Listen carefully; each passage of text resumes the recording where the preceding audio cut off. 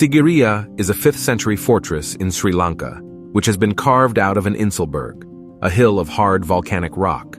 It towers around 600 feet, 182.8 m, from the forest and gardens below, and has a flat top. This is where the palace of King Kasyapa once stood, reachable up a winding stone staircase. The word Sigiriya, or the Sinhagiri, means the Lion's Rock. You can climb the 1270 steps to see the well-preserved ruins of Sigiriya, a UNESCO heritage site known as the 8th wonder of the world. It is believed that the area around Sigiriya was rife with volcanic activity over 2 billion years ago, and that the Sigiriya rock was formed from hardened magma plug that was spewed out of the Earth's inner core. The numerous granite boulders scattered around Sigiriya are also believed to be remnants of the lava that once flowed from volcanoes. Historians believe that the environs around Sigiriya may have been inhabited since prehistoric times. Excavations at the Aligala rock cave, lying to the east of the main rock, have yielded evidence of human occupancy from the Mesolithic period. This fortified garden city of Sigiriya Rock Fortress is an exceptional masterpiece of ancient urban planning, landscape and architecture, construction technology, exceptional hydraulic engineering and management, ancient fine art with unique harmony between nature and human imagination, and all these living examples prove that it was a well-planned city and palace in 5th century AD. Sigiriya Rock Fortress is recognized as one of the best preserved surviving ancient urban sites in Asia from the first millennium, or simply it's a living museum. Sigiriya World Heritage Site is versatile and many-faceted appeal, and it is one of Sri Lanka's ancient political capitals and Sri Lanka's most sensational heritage site. The gardens at Sigiriya are not only the best preserved water gardens in South Asia, but some of the oldest landscaped gardens in the world. Important guests in the 5th century would have walked a path with the impressively designed water gardens on either side, serving as a grand entrance to the more than 1,200 steps leading up to the palace. The site is a brilliant combination of deliberate symmetry and asymmetry playing on both natural and geometric forms.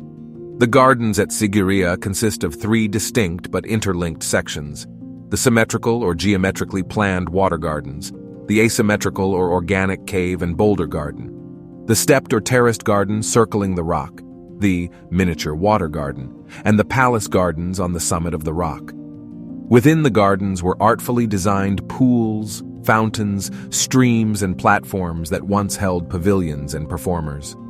For comparison, it would have looked similar to a modern luxury resort with beautiful gardens and swimming pools. Surprisingly, the detailed design of these gardens is not what's most impressive. Rather, it's how they work. These water systems are considered an engineering marvel due to the use of hydraulic power, underground tunnel systems, and gravitational force that creates a visually spectacular system of pools and fountains, still functioning almost 1,500 years later. A wall, so well polished that one could see their clear reflection, was once the king's most favorite. And why wouldn't it be? A magnifier of beauty and personality is something probably everyone would relish. Unfortunately, the time has again shown its ugly side and taken away much of its grandiosity, leaving behind just a rock. However, knowing that it was something significant and important, the wall is still a hot photo spot and also the most favorite scribble board for the tourist. The Lion Rock Sigiriya graffiti were written on the surface of the mirror wall at Sigiriya. Scribbled on the wall are over 1,800 pieces of prose, poetry, and commentary written by ancient tourists. These graffiti offer a fascinating insight into the history of Sigiriya and the evolution of language in Sri Lanka over a period of 800 years. The majority of the graffiti refer to the beautiful paintings of semi-nude females. These graffiti confirm that this site was the residence of King Kasyapa, who ruled from 477 to 495 AD. The texts also suggest that the females depicted in the frescoes are the ladies of the king's royal court, the ladies of the harem. The final ascent to the royal palace atop Sigiriya Rock lies through the lion staircase, which faces north and has 2 huge paws of a lion in front. These lion paws, made of brick and covered with plaster, are the remnants of a forepart of lion figure that must have once stood there. The story of Sigiriya dates to the 14th century, when it was used as a monastery. In 477 AD, Kasyapa I, the king's son by a non-royal consort, seized the throne from King Datusena, following a coup assisted by Megara, the king's nephew and army commander. The rightful heir, Moggallana, fearing for his life, fled to South India. In India, he raised an army with the intention of returning and retaking the throne of Sri Lanka, which he considered to be rightfully his. Afraid of an attack by Moggallana, Kasyapa moved the capital and his residence from the traditional capital of Anuradhapura to the more secure Sigiriya.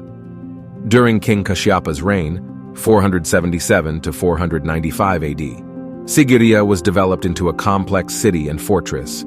Most of the elaborate constructions on the rock summit and around it, including defensive structures, palaces, and gardens, date from this period. Kasyapa also used water defensively. He built 2 large moats around the base of the fortress, the outer one of which was apparently filled with crocodiles and was 52 meters wide and 4 meters deep. Only traces of the outer moat still remain with no crocodiles in sight. The construction of Sigiriya is believed to have taken 7 years, with Kasyapa having commissioned a Sinhala architect, Sena Lal, to complete work on the Great Citadel. Moggallana finally arrived, declared war, and defeated Kasyapa in 495 CE. During the battle, Kasyapa's armies abandoned him, and he committed suicide by falling on his sword.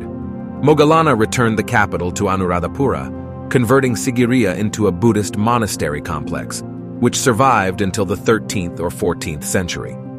After this period, no records are found on Sigiriya until the 16th and 17th centuries, when it was used briefly as an outpost of the Kingdom of Kandy.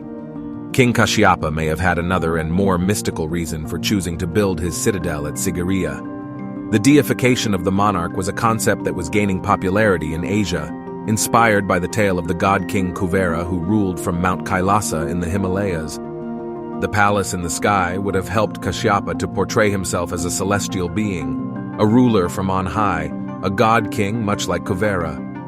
Sigiriya may very well have been a vast and excessive construction planned to deify Kasyapa and wash away the stain of his murky rise to power.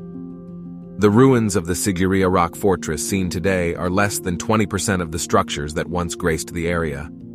Most buildings were made of wood. Consequently, there is very little evidence of these structures.